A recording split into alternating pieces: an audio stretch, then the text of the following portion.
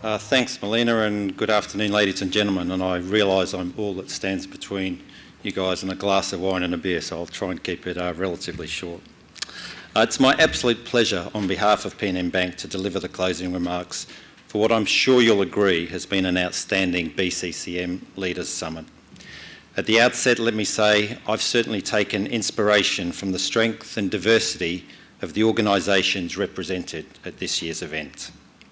Opportunities such as this are immensely valuable to Australia's CME sector, especially in these changing times where the opportunities of innovation and technology are intertwined with global geopolitical uncertainty, economic challenges, and of course, consumer empowerment. There is no doubt that the world, Australia, and the individual industries that we represent are all dealing with change that is rapid and unrelenting. Today has given us the opportunity to come together as a group of diverse organisations under a common model. We value mutuality and we share an ethical focus on our members. With a compelling range of speakers, we've learned about best practice, industry changes and innovation, and have had the chance to develop stronger relationships with each other. And I'm sure that we'll continue to reflect on today's discussions in the weeks and months ahead. This morning started with Senator Mackenzie, a passionate advocate for our sector, who spoke about profit for purpose and the $2.5 million investment going into agriculture. Terry spoke to us about the Diversity Inclusion Toolkit, and I would certainly encourage BCM members to take a look at that. David Fraser from Capricorn introduced Professor Tim Mazerol, who presented his State of the Sector report, and it does look like we're in pretty good shape. We had the privilege of listening to the Honourable Julie Bishop, who provided some thought-provoking comments on doing business in the era of accountability. She spoke about rules-based orders. I think it's fair to say took the piss out of Mr Van Oslen and his predictive powers. I certainly don't need any media training for the next month. She is very good at that. We had the opening keynote from Dr Michael Cook, and thank you for coming across from the States. He spoke about shared observations of collective action, playing defence and the yin and the yang of the business model. We then had a panel of experts moderated by the West Sean Smith, who presented and discussed the global launch of the Mutual Value Measurement Framework, which has been 2 years in the making. And I know, regardless of your industry, many of us struggle to quantify and articulate the value inherent in our member-owned model. And this groundbreaking framework is an important step in establishing a consistent measurement that can be built on and shared with our politicians, industry stakeholders, and of course, our members. After lunch, we had the 5 dialogue sessions, which provided us with many opportunities to learn and share ideas.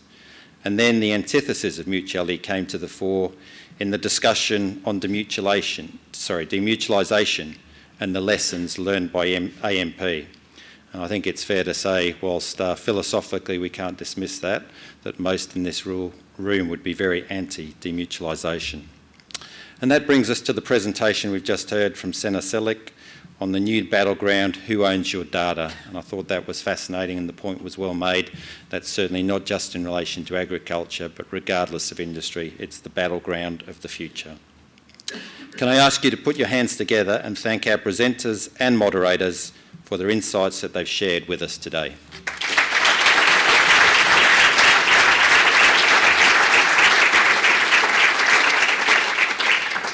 We're in this room because we are passionate advocates for the member-owned model and the CME sector at large. I've spent the vast majority of my career working for the customer-owned financial institutions, and I truly believe that our model offers a genuine, valuable and highly competitive alternative to the listed banks. The net promoter scores that customer-owned banks enjoy are testament to our model and to our focus on members. And the member benefits delivered by mutuals and co-ops in other industries are no different. With the world changing in ways that we could not have imagined a decade ago, the physical communities that many mutuals and co-ops were originally created from have now extended into the online world. Every consumer has a voice that can be amplified through social media, and groups of like-minded people are finding more and more ways to connect and champion their beliefs than ever before. And that's why I believe the time is right for us to come together with one voice to educate more Australians about CMEs so that greater numbers come to enjoy the benefits and values inherent in our organisations. Taking it a step further, with the strategic concept of values-based organisations now commonplace, I think it's incumbent on all of us in this room to hold firm to the claim that the CME model is one of the original value-based models. We need to proudly showcase our values and cultures at a time when more people are looking for trusted alternatives. I know this conversation and call to action is not new, and I'm certainly not diminishing the significant recent wins that our sector has enjoyed, championed by many people here in the room today. And let me reflect briefly on some of them. The Hayne Royal Commission certainly drew attention to the endemic cultural misconduct of the listed banks and wealth managers. The public were rightly shocked by the extent of the revelations, and as a result, many have turned to the customer-owned sector as an alternative. Positive outcomes have emanated from the Hammond Review.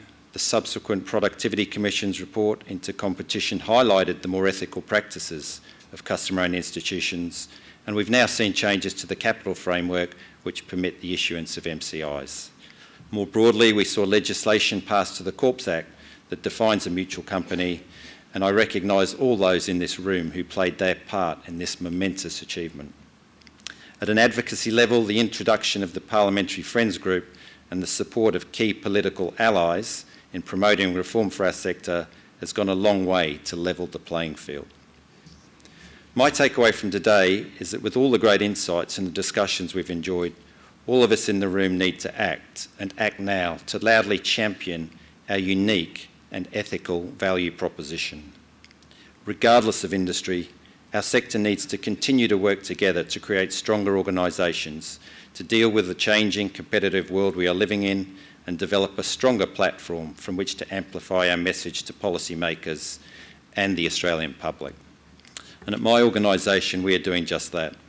With P&M Bank's recent merger with East Coast-based BCU, we are gaining necessary size and scale to remain one of the leading customer-owned financial institutions in Australia.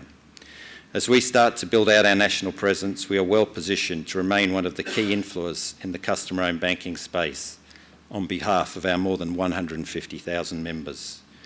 Our merger has created a unique multi-branded model that respects brand identity and heritage, empowers local autonomy and decision-making, and leverages group-level back-office synergies. Here in WA, the spiritual home of the CME sector, with organisations like CBH, Capricorn, got away with it, WAMCO, GFC, and that's a tough acronym for a banker to get used to, I have to say, RAC, HBF, and of course there are others. We have a great opportunity to collaborate further, to share knowledge and advocate for our broader sector. In closing, can I encourage us all to make the next 12 months a year where we come together to shine a light on our sector for the benefit of all Australians. We saw and heard last night that we have the bipartisan support of the Parliament. Our sector is now rightfully recognised in the legislation, and our sector is coming back into vogue. But in the words of Peter Van Oslen, know what you want, and I think we've seen a sense of that today. Themes around taxation, education, potential access to government grants. Let's work with BCCM, our peers and our allies, and let's use our collective voice to articulate the issues and champion our model. We do not want or expect a free kick, we just want to ensure that there is a level playing field. On behalf of all attendees, can I extend our appreciation to Melina, to Bev Woods and the entire BCCM team for putting on this professional and highly engaging summit and for what they have achieved over the past year, and I think that's worth a round of applause.